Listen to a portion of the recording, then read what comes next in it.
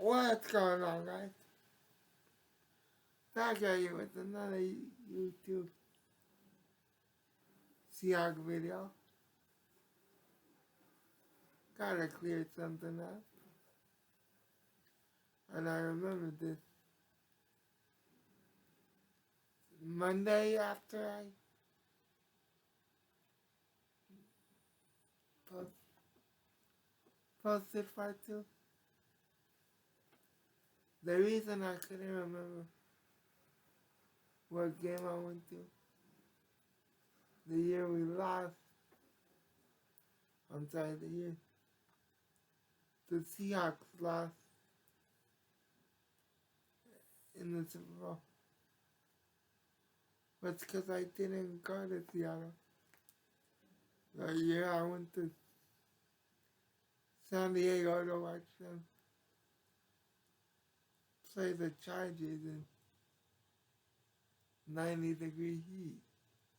And they got beaten.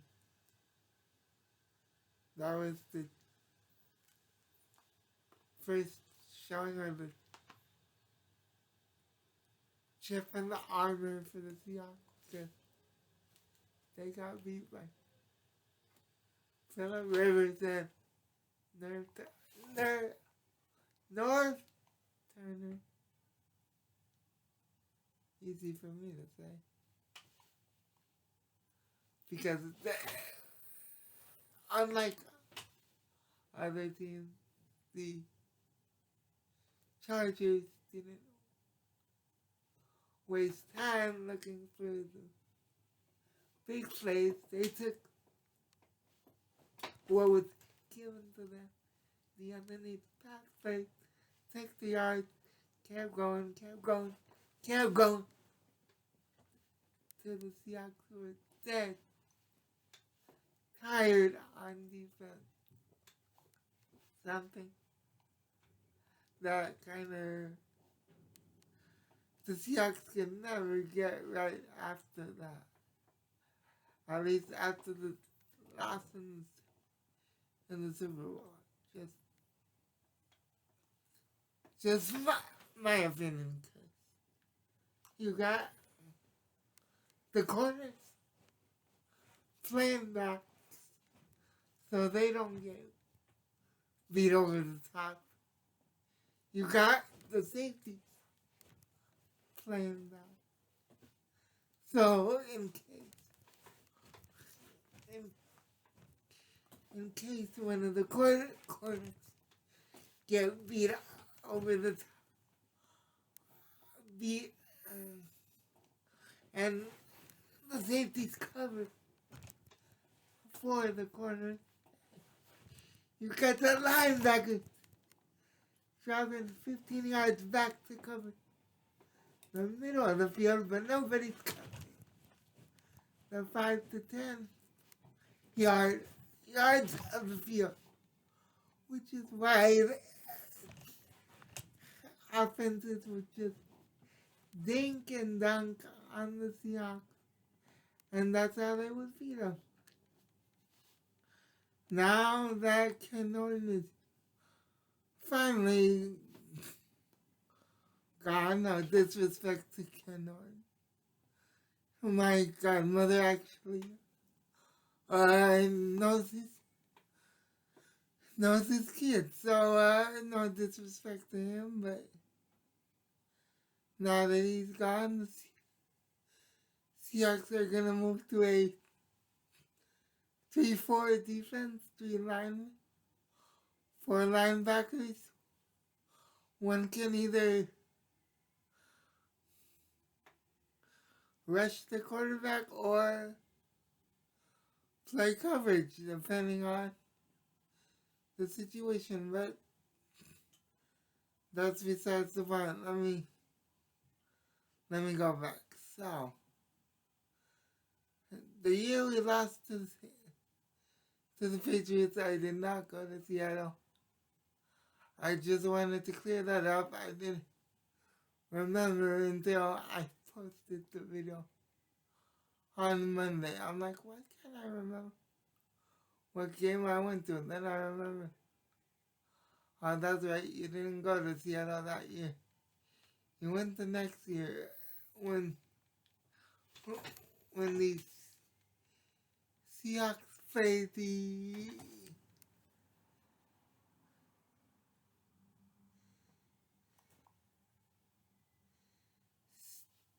Steelers because I had just come back from New England and seen the Patriots play the Jets. I had gone to meet Bill Belichick, Tom Brady, and the rest of the Patriots because of Gronk's dad. Shout out to Gronk and his dad, but yeah, that's what happened. And then the next week was Thanksgiving, and then a couple of days after Thanksgiving, I went up to Seattle to watch them play the Steelers, and that's when I noticed a little, how do I say this? A little click stuff going on. A little divide would be a better description between the offense and the defense, especially with Sherm and Russ. But coincidentally, they were both really talking to one person. From what I know, this in the walkthrough, and that one person happened to be the guy the Seahawks traded their center for, tight end Jimmy Graham, who was my favorite Saint when he was with the Saints, because he would moss people in the end zone for touchdowns. Little did I know that's the only thing he could do right. Because he couldn't really, he was good for 2 or 3 drops. He couldn't block. He was overrated as a player, and at the time I didn't realize that. I thought, oh wow, the Seahawks got a red zone threat, and to a point I was right, but to a point they lost blocking for Marshawn Lynch because they traded away their center and their blocking tight end had to retire because of it. Bad neck injury. And yeah, they lost a lot. So that year at the walkthrough, well, let me go back. That year, week 1, I went to St. Louis. Count Chancellor was holding out. Earl Thomas wanted to hold out. After we lost that game in overtime, because on 4-13, they ran a handoff to with Marshawn Lynch with the game on the line, and the next day, Marshawn's mom said, "Oh, now you want to give him the ball." Talking about Daryl Bevel, and it's funny because when I went to Seattle, Marshawn Lynch just had surgery and wasn't at the walkthrough, but his mom was there. I looked around, made sure no one was in earshot. I said, I agree with what you said after the St. Louis game, and he looked at me, laughed, gave me a hug, said, I love you just for that. Asked me if I had met Richard Sherman's mom. I said no. She said, come when we walk out of here, follow me. I said, okay. I followed her. Met Richard Sherman's mom. She loves me. Shout out to Richard Sherman's mom. And, yeah, it was a good trip. The Seahawks won, but I did notice a strain between teammates, so to speak, and Jimmy Graham was the middleman, the go-between. However you want to describe it, that's how it was. Now that year, the Seahawks did make the playoffs. They lost to the Falcons because we beat the Lions. No, hold on. No, we lost to the Panthers that year because we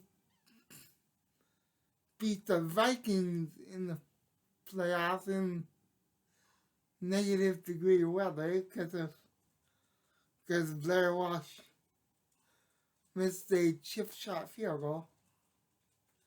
And then we lost to the Panthers, but we all somehow made a game of that and only lost by one possession when we were getting blown out at halftime. Don't even know how that happened, but it is what it is. And then the following year,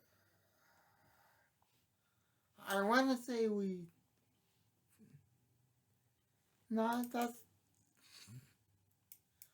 that's the year we made the playoffs because I was at the game for that. That was against the Panthers Sunday night football. Earl Thomas broke his little leg. That game, unfortunately, going for a pick, and Cam Chancellor accidentally ran into him and broke his leg. That year I met almost every player on the team, including Russell Wilson again. Shout out to Russell Wilson. Didn't see much of a divide that year, but after that year we lost to the Falcons, and then the Falcons made the Super Bowl and choked to the Patriots because they forgot to run the ball and kill clock and just wanted to keep passing led to picks and incomplete passes and just bad drives, and the Patriots came back and won that Super Bowl that year.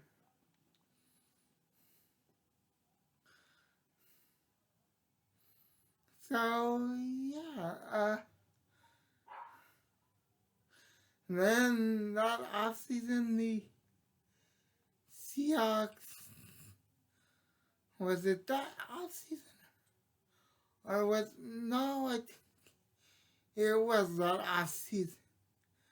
That offseason, the Seahawks cut Richard Sherman. LA Seahawks fans, or some LA Seahawks fans, had a goodbye lunch for Sherman's mom and dad, and I went at a place called the Crab Pot, I believe. And I think it's one of the beaches. One of the beaches. But yeah. That's it for 5-3. Stay tuned for 5-4. Tomorrow, make sure you hit the like button, hit the sub button, hit the notification bell, and if you're feeling generous and want to donate to the page, you can do that via Cash App at seahawks. Until the next video, God first, God bless, stay safe, stay out of trouble. And until the next one, I'm out. Deuces.